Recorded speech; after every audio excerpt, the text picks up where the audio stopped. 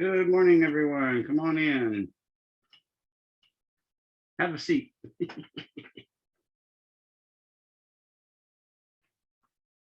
My nephew was over this weekend. He's been playing on my computer. He calls it my lab in here.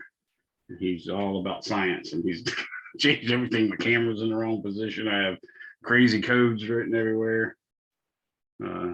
He's only 8, but he loves science. So I give him the benefit of the doubt, let him hang out and play in here with my baby Yoda and my lab equipment, computer and drawing. And it's fun. Hope you all had a good Thanksgiving or holiday that you might celebrate if you're not into celebrating Thanksgiving and whatnot. Just nice to have some time off. Not for me, grown-ups don't get time off. We get time off. That just means our work switches from work at work to work at home. Had to cook 2 Thanksgiving dinners this year. Does anyone have any questions before we get cracking on chapter 43, elementary particles?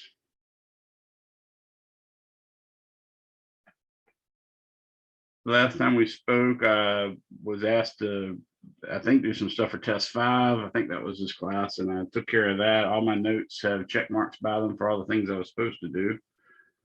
So hopefully that's the case. Yeah, that was this class. No questions, anyone?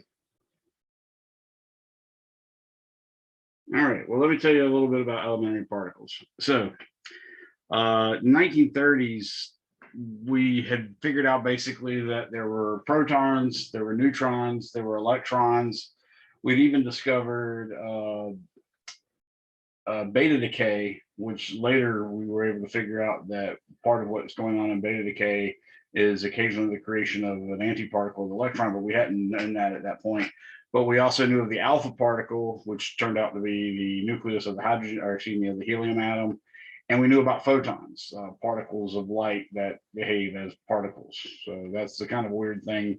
So this was the 1930s. We had already been through special relativity, general relativity has been tested as well. We had worked a large part through quantum mechanics and basically understood it, even though we didn't necessarily, we understood the results, even though we didn't necessarily understand why, and we still don't necessarily understand why the universe behaves this way on a quantum mechanical scale.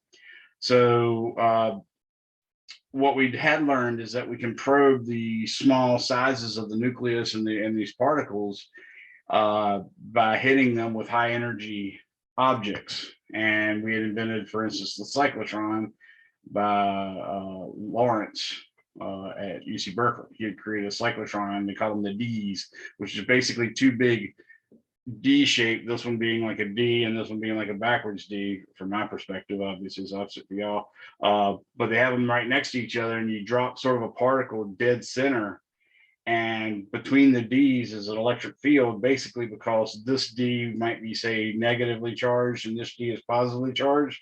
So if that was an electron, it would shoot to the right. And then as it shot to the right, it had some velocity, and there's a magnetic field, say, coming out of the page or going into the page or into the camera for your perspective. And then, of course, QV, which is the opposite when it's the electron, is this. And if it's like that, it's going to curve the electron this way. That's going to come back into that little gap. That little gap now has switched from this side being positive to this side being positive. So it's going to accelerate across there. And then it's going to, because it's moving with some velocity, it's still trying to make that turn. But now the velocity is larger, so the radius is larger, and it does it and repeats itself over and over and over and over again until it spins out like this and gets going so fast, it shoots out and hits the target. So that was our first accelerator. And in fact, we don't use that anymore. We use technologies that we've learned from that. But oddly, that technology, which, had you been asked by a senator why they should be giving us money for such a thing, we repeatedly, as you can see at one of the bottom footnotes, say stuff like, as a human species, we investigate things to learn, just like, there might not be any use in music, there might not be any use in poetry, there might not be any use in fiction and storytelling, but that's what makes us human, and finding out what the universe is about is what makes us human. But lo and behold, we often discover that actually brings other benefits as well. So now you can actually buy these Ds and find them at hospitals, at hospitals treating radiation, treating cancer patients with radiation. So, for instance, proton therapy, which you've probably seen commercials about. There's also electron therapy, which is not nearly as good as proton because I mean, you can deliver plenty of energy, but the proton therapy basically has this energy that goes across like this, and it hits some peak, some depth within your skin, and then drops off to zero. Well, normally you're hitting a tumor from one particular side, and all the stuff between you, that nearest part of the outside of the body to that tumor, is pretty superficial stuff that's not really damaged. Now, if you shot it the other way, then you might have to go through your heart or your pancreas or your liver and then hit the tumor. But if you come through the other way, it won't be so bad. So that energy being delivered across here and then a little hump, you can actually calibrate that energy such that hump is right at the center of the tumor.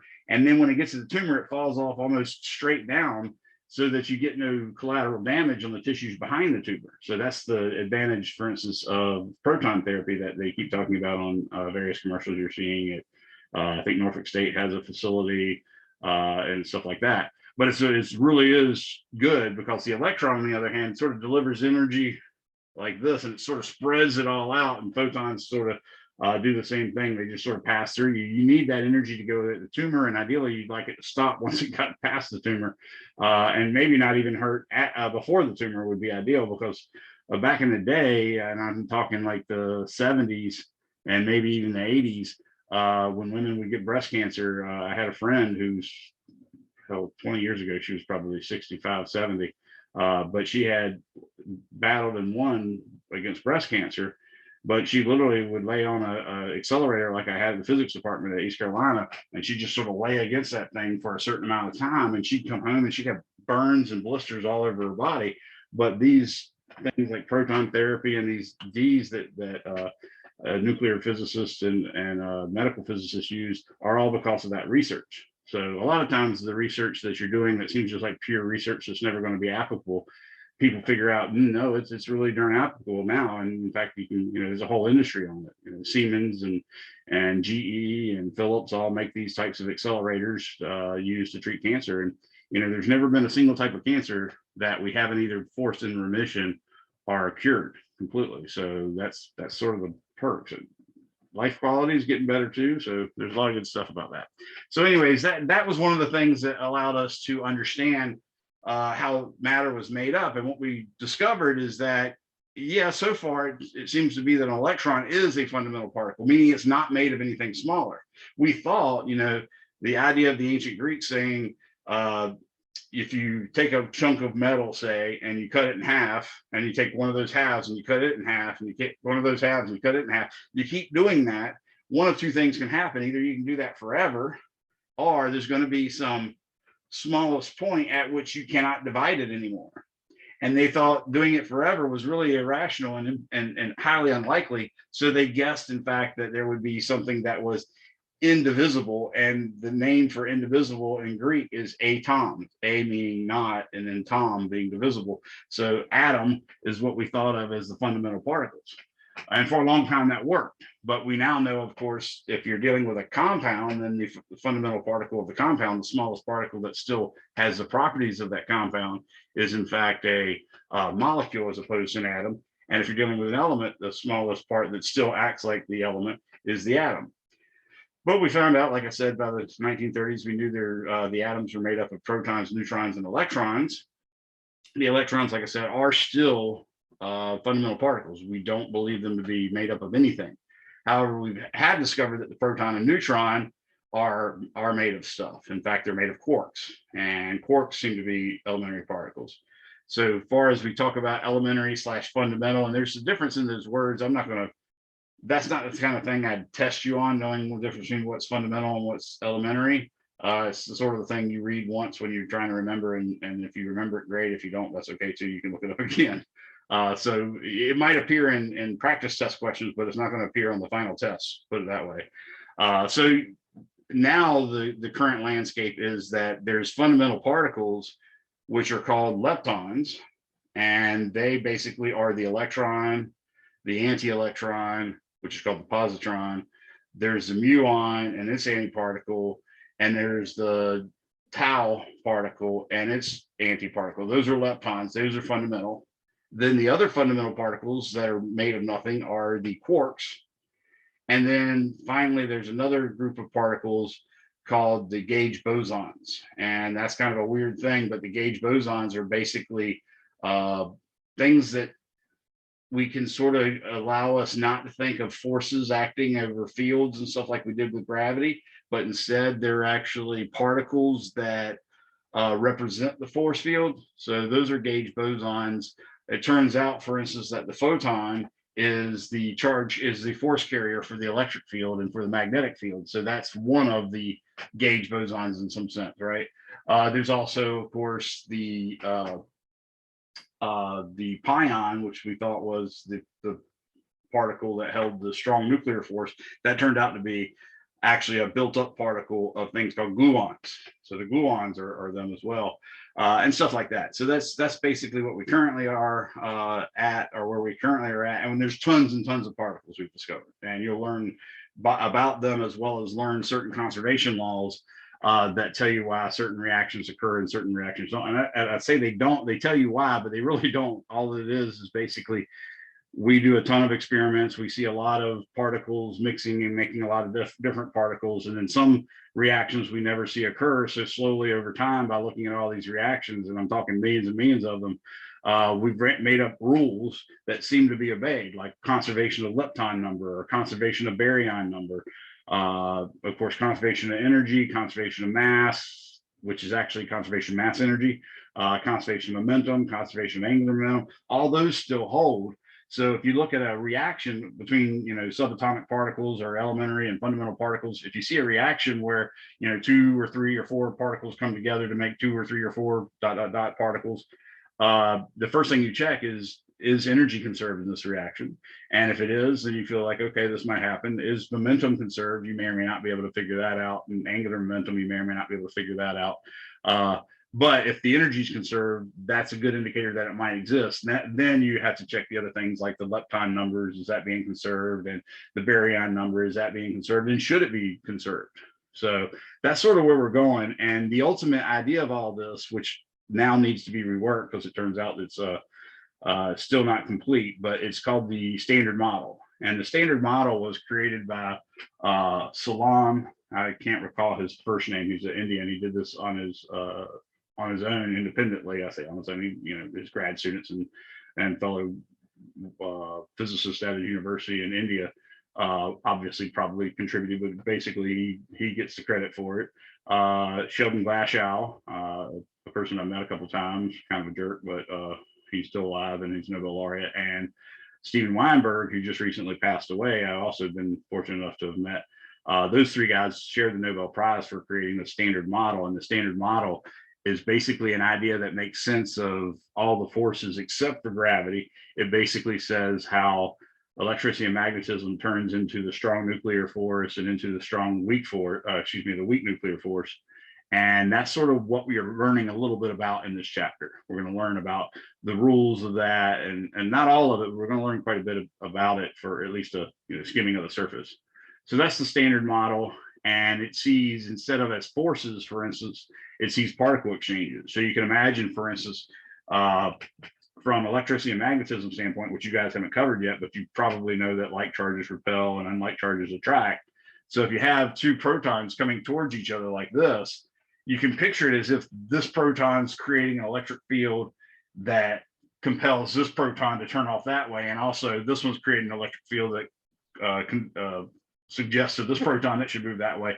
And that's thinking of fields and forces. But in this quantum electrodynamics scenario, we think of it as an exchange of particles, and the range of the electromagnetic force is actually infinite, meaning there's no position in the universe you can get where a particular atom is not still affecting you force-wise. There's no distance where that goes exactly to 0. Of course, it goes to 89,000 decimal places and then a 1 maybe, but it's still just not 0. So for that reason, you actually have to have that particle force carrier to be massless, and that happens to be the photon. So the way you look at it is, okay, what happened was this proton was traveling this way, this proton was traveling this way, spontaneously, violating conservation of mass, violating conservation of energy, all that good stuff. Spontaneously, a photon is emitted by this one. And just like if you're an ice skater and you shoot a gun, the gun's going to make you recoil. Well, if you shoot a photon, the proton is going to recoil. And then when that photon is caught by the other proton, that proton is going to recoil. So you see them barreling off, not because of a force, but specifically because of an exchange of a photon in this case. Okay, so that's how we envision these forces or force carriers as particles. Anybody have any questions on that, or anybody ever heard of that stuff before? Okay, well, it is kind of crazy. I mean, it's a weird way of thinking about it, but it seems to be the only way we can make sense of things right now, because there's times where you can discern the difference between how the electromagnetic field would behave according to Maxwell's equations versus how particles, subatomic particles, behave, and that differentiates to some extent. And you can do experiments and realize that there is some difference. And the difference is that maybe particles are actually created and then particles are exchanged, and that particle exchange makes a better explanation of how the actual particles move. So we start off, I'm going to talk about the high energy aspect. So basically, here's the problem. If you want to make sense of something super, super small, then you need to do probe it with something super, super small. So let me give you a drawing to make some sense of that. So let's imagine that we don't know what this thing looks like, but let's say there's something we're trying to study the shape of, and it looks like this, and this, and this, and this, and this, and this, and that. Okay. And let's imagine it's shaped like that, but it's actually like maybe it's got a piece of plywood over top of it. So there's some reason you can't see it. And this is a real life problem. You could actually build something like this, say out of aluminum, lay a piece of plywood on it. And since it's dead center in the plywood, you couldn't look from the sides and really tell any more than, it's this wide this way, it's this wide this way, it's this wide looking this way. You can't do much. So what you might think of doing is, say, shooting marbles at it. And if you shoot a marble at it, a marble might come in, do this, and you'd say, boom, okay, well, that looks as if this thing hit some kind of surface, and you'd say, okay, well, the surface has got by reflection laws, the surface has to be perpendicular to this line that's bisecting this angle, okay? So you'd say, okay, well, the surface here is that. And then you shoot it a little farther, and it goes like this, and you say, okay, well, this surface is right here. Well, you can see, because the size of this marble, you're not going to be able to get but for so small of details. Like, you're never going to see this little gap in here, because this marble at best is going to do something like that. So maybe you switch to BBs, and then BBs being this big compared to a marble, they still have limitations. You're never going to get down that path either. So ultimately what you figure out is, in order to interact with something and make out what its shape is, you need something comparable in size to its shape. And that's exactly what microscopes and telescopes and all that stuff do. The telescope's a little different, but a microscope, if you want to look at a cell, then the cell better be, if you're using just a plain eyeball microscope, the cell must be bigger than or about as small as the wavelength of light. And the wavelength of light goes from 350 nanometers to about 750 nanometers. And remember, a nanometer is times 10 to the negative 9th. So we're talking 10 to the negative 7th meters, 10 to the negative 6th meters, something like that. So if you're using visible light, you're only going to be able to measure things maybe as small as 350 nanometers. And even then, you're pushing the envelope, because it gets kind of hard right at that edge. So in fact, what we need is something with wavelengths even smaller. In fact, what we'd ideally like is something with a wavelength comparable to the size of a nucleus. So then we could probe the nucleus of an atom and make sense of it. Well, you haven't learned this yet. You only learned this at the end of the 242 class. And that is, quantum mechanics tells us that the momentum of an object is equal to Planck's constant divided by its wavelength. So this is the quantum realm. We're talking about particles, not just light now. This is what de Broglie said. De Broglie basically hypothesized it based on symmetry and the beauty of physics. His idea was this: hey, we just found out that Newton did all this work with light, got all these exactly correct equations, treating it as particles, and then Huygens comes along and gives us light as waves and gets exactly the same results. And now we're doing experiments that show that light, depending on how you are interacting with it, sometimes behaves as a particle and sometimes behaves as a wave. So that seemed really odd. Light is what we thought of as a wave, and particles is what we thought of as matter. It seems weird that light, the wave type thing, behaves like matter as a particle. So de Broglie said, well, I guess then by symmetry and the beauty of nature, we're going to have that matter does the same thing. There must be some scenario in which matter behaves like a wave as well. And he's just purely taking the symmetry of it. And it was kind of problematic because de Broglie was in college and university trying to get his PhD.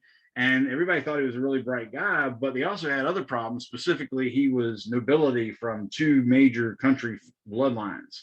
So, which is weird because nobility is not normally okay. It's not necessarily cool for nobility to be going in the university. But anyways, he was there. And the professors had a problem because he had this crazy idea. And this crazy idea just didn't seem reasonable to them at all. Luckily, around that time, Einstein had just become famous and was touring the world.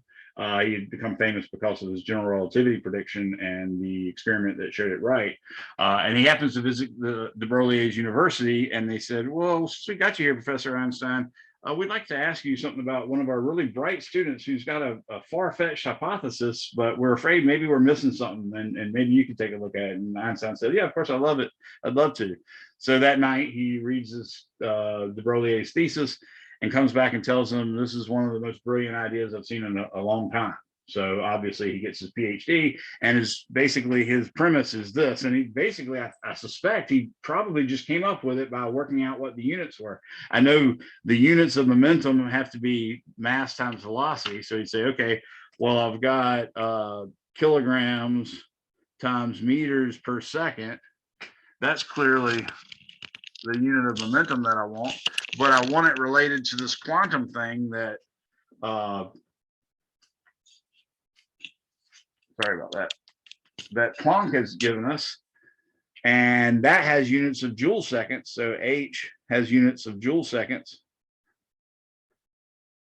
which is kilograms meters per second squared times meters times seconds. Because remember, a joule is a Newton meter. So that's a Newton, that's a meter. And then a joule second would be times a second. So you see this second cancels out down here, and I get kilograms meters squared per second.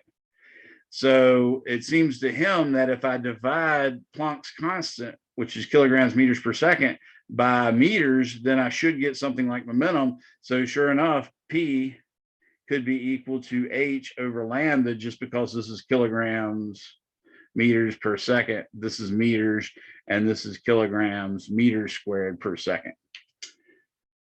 And it turns out that that's exactly the right equation. And in fact, I think almost a whole decade later, they finally got the wavelength of an electron, and it was exactly what de Broglie had predicted. And let me spell his name, because I know I'm not pronouncing it correctly, but it's D-E-B-R-O. Whoa, left off the R. D-E-B-R-O-G-L-I-E. So de Broglie is the person that came up with this idea. Now, with that in mind, that means, hey, if I want the wavelength really small so that I can interact with really small things, then I need the momentum to be really, really big. So for instance, you might want to say, well, what if I wish to probe the nucleus? How big of a wavelength, for instance, would a 2 GeV proton have? I was trying to look up something. Hold on a second.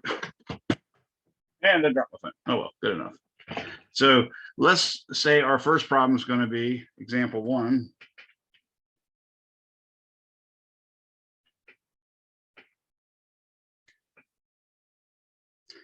What is the wavelength of a 2.0 GeV proton?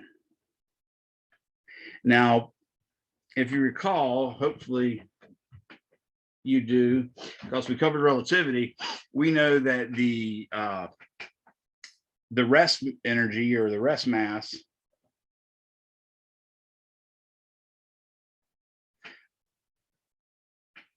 of the proton, the rest mass is 930, excuse me, I think it's 938 mega electron volts. Now, if you want to talk about the, that's the rest energy, the rest mass would be MeV per C squared, and the rest energy would just be the 938 MeV. Okay, so the reason I'm checking that is when you have an energy, and this means kinetic energy, by the way, whenever they tell you the energy of something is such and such GeV, MeV, or KeV, they're meaning the kinetic energy. But what we know from relativity is that if this thing is comparable to the rest energy or the rest mass, then you have to use relativity. So what we're saying here is this is way bigger than the rest energy and rest mass. So we definitely have to use relativity. And in fact, what we're going to do is we're going to say E squareds equal to P squared C squared plus M squared C to the 4th. That is the rest energy part. And in fact, that's going to be way, way, way, way smaller than this and this part.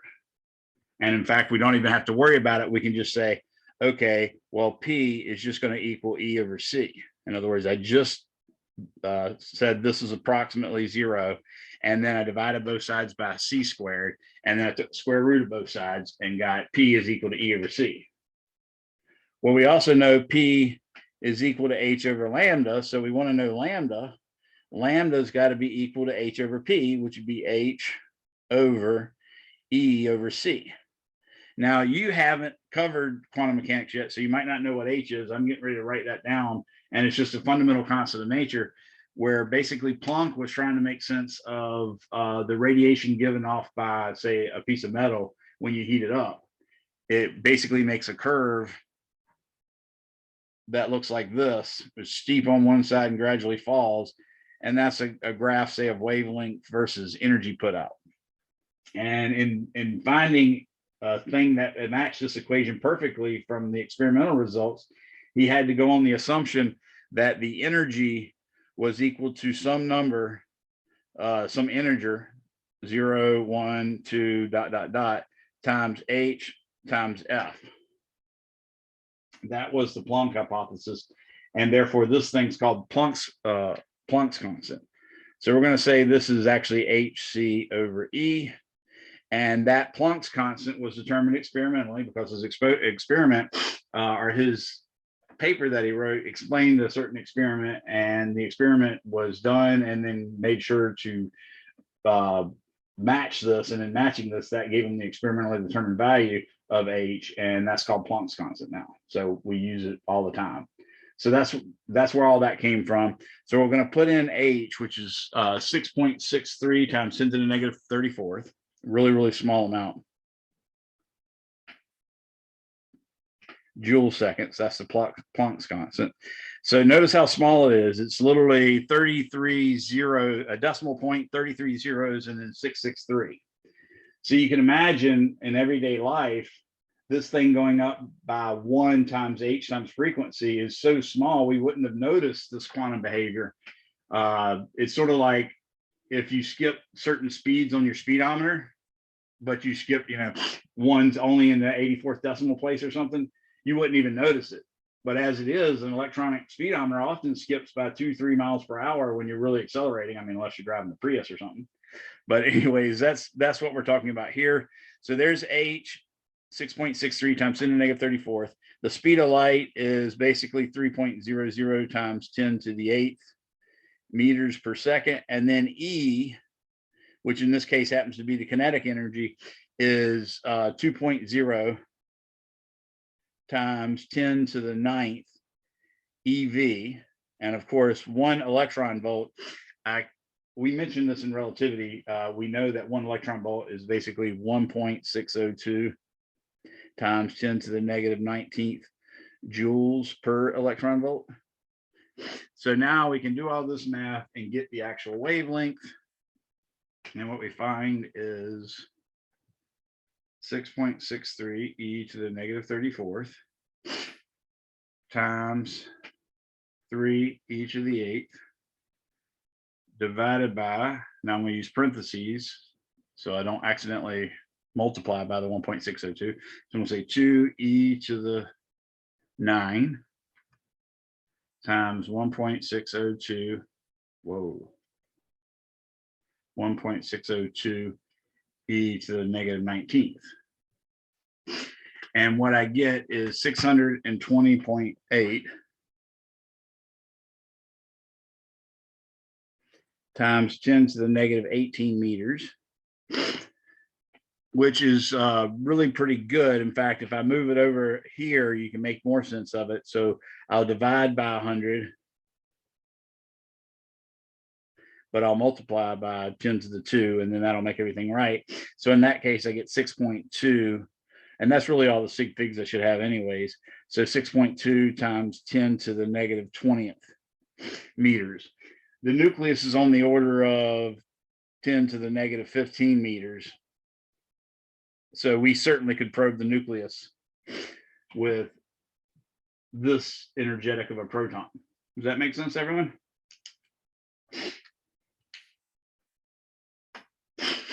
Ah, man, my nose is running. So any questions on that? So you can see a lot of the problems from this chapter are really pretty straightforward. You've got to use some of the relativity stuff, but it's usually the easy stuff, you know, the energy equations and momentum equations and stuff like that. It's not too terrible. Now, we also need to have some sense of how this cyclotron works that I told you about. So let me do a little drawing of that real quick and make some sense out of it for you. So what you had is basically a half a circle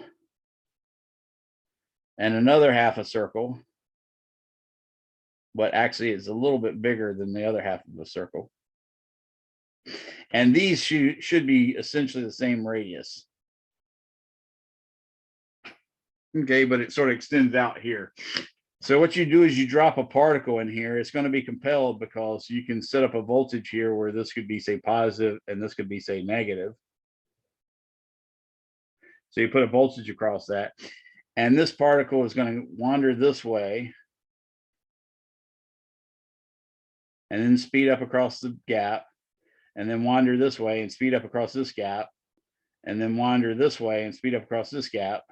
And basically what it's doing is, because it's speeding up at every turn, its radius is getting bigger until it flies out and hits a target. Now, the problem is when you're going this way, if you're using, for instance, an electron, then, and usually they use protons, but if you use an electron, it would have to be attracted to a positive plate over here. So this one would need to be positive, but then when it got over here, it would need this one to be a positive. So you actually got to set that appropriately. Well, we know the force on the particle, according to electricity and magnetism, the force on a charged particle Q with velocity V in a magnetic field B is QV cross B. So that's another cross product that you'll learn in the second semester. But that's the actual formula. In this case, they're actually going to have the magnetic field like sticking out of the page or sticking into the page. Obviously, the velocity is always perpendicular to that direction. So the QV cross B is just going to be F equals just Q times V times B. Now, since it's going in a circle, we also know that in order for it to go in a circle, it has to have a very specific acceleration. And that acceleration is V squared over R. So Newton's second law says the summation of forces equals mass times acceleration. Well, that gives us QVB is equal to MV squared over R, where R is the individual radius of a particular track. Okay. So when we do that, we now can figure out that the velocity of the particle is actually going to be V equals M. Notice one of these V's cancel out. So actually, I did that backwards then. So V is actually going to be Q times R times B over M. So any questions on that? Man, getting sick again. All right, so that's the velocity. Now, the time required for it to complete one circle is called the period. Oh boy, I'm getting ready to get sick again. Hey guys, I'm canceling. I'll send y'all an email later. Oh, I gotta go. Sorry, everybody. Bye-bye. Oh.